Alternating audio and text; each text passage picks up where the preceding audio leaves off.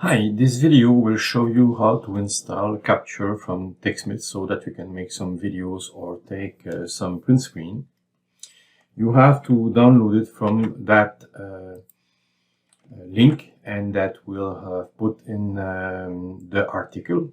So when you go there, you see that the system asks you if you want to save, and I can say save as. And then I will say, for example, that I wanted to download it to E4Support download. You can decide wherever you want. I can even create a specific folder, and then I save it. And when it's saved, I can say open file.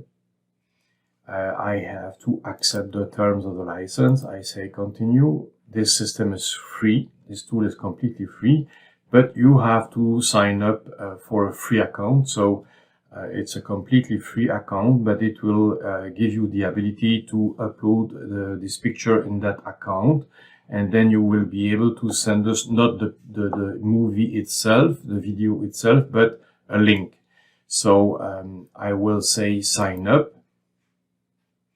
Here I will say create a new account, and then I will give my email and password. I cannot do it now because I don't have a specific new email that I can use.